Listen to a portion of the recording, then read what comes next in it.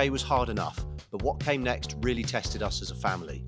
Back in April, we flew out here on our reconnaissance trip, full of excitement, but also with a clear agenda. We wanted to look at schools for the boys, explore neighbourhoods, and get a feel for where we might want to live.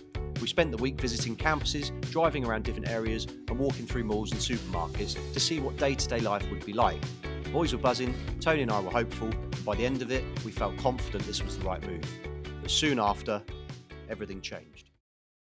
Soon after we got back to the UK, Toni was diagnosed with breast cancer. Her surgery in June had complications, and we faced the impossible decision: should the boys and I go ahead and set things up or cancel the trip altogether? With her sister Catherine's support, Toni recovered, got the all clear on July the 21st, and joined us a week later in Dubai.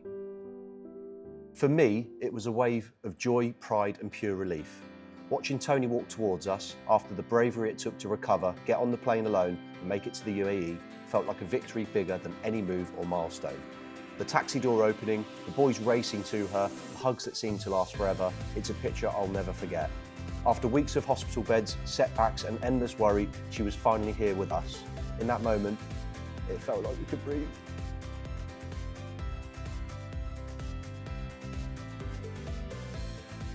And then, in true Watson family style, the emotion gave way to practical chaos.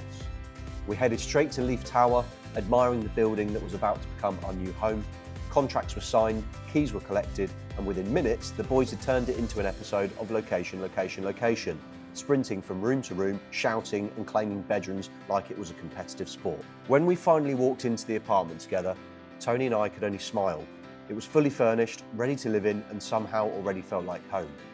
Even though our own belongings hadn't even arrived yet.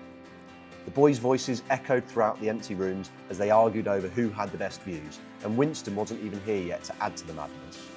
But standing there, hugging Toni in the middle of it all, the truth was simple. She is cancer-free and we can finally start our new lives together, even if it begins with refereeing which kid gets the biggest room. But first, let's rewind. With Toni recovering in the UK, the responsibility of finding our next home fell entirely to me. Every viewing had to be done on video calls, me walking through apartments here in Abu Dhabi, while Toni watched from the comfort of her bed at home. The Wi-Fi would cut out sometimes, agents would rush me along, and I'd be left sending endless photos, videos, and voice notes to fill the gaps. We spent hours debating layouts on WhatsApp, trying to picture what would actually work for our family. I was juggling the boys, setting up the basics of life here, and every decision did feel heavier without Toni by my side. But in the end, we chose Leaf Tower. Not only for its close proximity to the school and amenities, but also because of the amazing facilities on site. The gym, the games room, and spaces the boys could really enjoy, and it really felt like the right balance of practicality and homeliness. Despite the careful planning and due diligence, we still got stung. The one thing I stressed to the agent over and over is that this place had to be dog friendly. Winston was coming with us no matter what, part of the family, non-negotiable. But sadly, the agent didn't pass this on to the landlord. This mistake alone cost us an extra 17,000 dirhams. A painful lesson: never assume, and always get everything in writing. And Winston, he had no idea. He was just happy to be here, curled up on the sofa, like the king he is. But let me break down the real costs of renting here in Abu Dhabi, because I know that's why you're here. Using our apartment in Leaf Tower as an example, let's run through. So the annual rent was 170,000 dirhams, split into 4 checks. The first quarter, 42,500. This had to be paid immediately, along with all the fees and deposits. So that consisted of the 17,000 dirham security deposit, the extra 17,000 dirham pet deposit thanks to Winston, 8,500 dirhams for an agency fee, 300 dirhams to the tortique, Taka utilities was another 1,000, and depending on where you rent, you're then going to look at another 1,000 to 2,000 for a chiller deposit. So just to get the keys, we had to hand over nearly 90,000 dirhams. That's the reality of renting here. The upfront costs are eye-watering compared to the UK, and Winston's 17,000 dirham mistake only made it worse.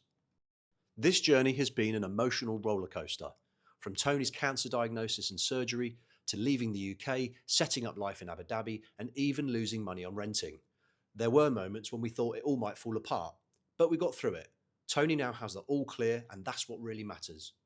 If you're planning to rent here, remember, always confirm pet policies in writing, be ready for high upfront costs, and know the rules are very different from the UK. Yes, we faced challenges, and yes, it was heartbreaking at times, but we overcame them, and we're stronger, closer, and more grateful than ever before.